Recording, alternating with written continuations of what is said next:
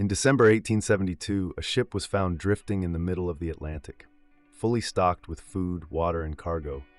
The sails were partially set. The crew's belongings were untouched, but all 10 people on board had vanished. The lifeboat was gone, and no one has ever found them. On November 7, 1872, a brigantine called the Mary Celeste left Pier 50 on the East River in New York. Her destination was Genoa, Italy, a crossing of roughly 4,000 miles. She carried 1,701 barrels of industrial alcohol and 10 souls. Captain Benjamin Briggs, his wife Sarah, their 2-year-old daughter Sophia, and a crew of 7. 8 days later, on November 15th, another brigantine, the Dei Gratia, departed from the same port, bound for Gibraltar. Her captain, David Morehouse, reportedly knew Briggs personally. They had dined together the night before the Mary Celeste sailed. The two ships were crossing the same ocean on roughly parallel courses. Captain Briggs was no amateur. Born in 1835 in Wareham, Massachusetts, he came from a seafaring family. His father was also a captain. He had earned his rank after more than 10 years at sea and had recently purchased a share in the Mary Celeste. He modified the cabin specifically to house his family. His 7-year-old son Arthur stayed behind in Massachusetts with his grandmother. The crew was small but experienced. First mate Albert Richardson had sailed under Briggs before. The 4 seamen, Volkert and Bos Lorenzen, Arian Martins, and Gottlieb Goodschall, were Germans from the Frisian Islands. The voyage was routine. The weather was rough but not unusual for a November Atlantic crossing. The last entry in the ship's log was dated November 25th at 8 a.m. It recorded the Mary Celeste's position as 6 miles northeast of Santa Maria, the easternmost island of the Azores, close enough to see land. After that entry, there is nothing, no distress signal, no explanation, just silence. 9 days later, on December 4th, 1872, the Dei Gratia reached a position at 38 degrees 20 minutes north, 17 degrees 15 minutes west, roughly 400 miles east of the Azores, midway between the islands and the coast of Portugal. Captain Morehouse spotted a vessel sailing erratically. He recognized her. It was the Mary Celeste, but something was wrong. No one was at the helm. A boarding party found the ship deserted but largely intact. There was 3.5 feet of water in the hold, concerning but not dangerous for a vessel of this size. The cargo of 1,701 barrels was still in the hold. 6 months' worth of food and fresh water remained.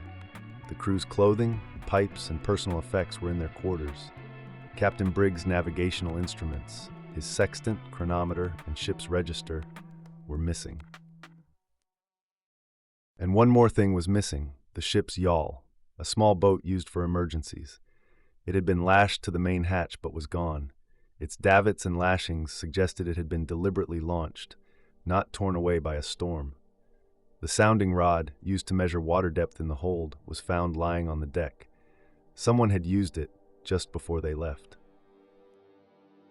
The Mary Celeste was sailed to Gibraltar, where the Admiralty Court opened an inquiry on December 17th. Frederick Solly Flood, the Queen's Advocate General, led the investigation.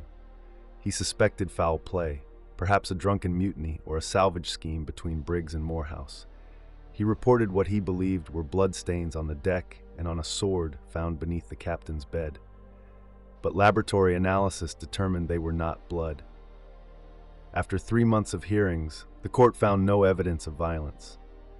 Morehouse's crew received a salvage award, roughly 1/6 of the ship and cargo's insured value of $46,000.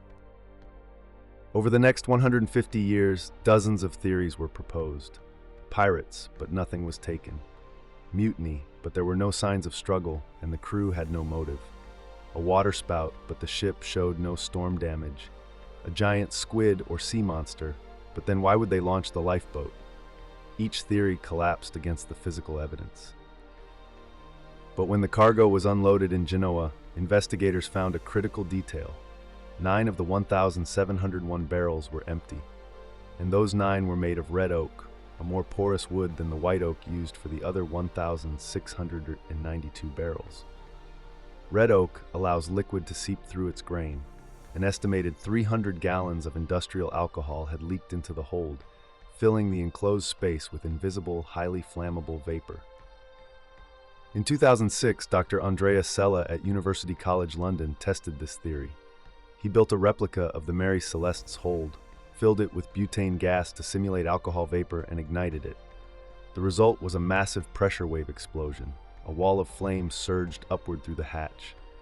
But when the fire cleared, the replica showed no burn marks, no scorching, and no soot. Dr. Sella described it as a spectacular wave of flame, followed by relatively cool air. An explosion that terrifies, but leaves no trace.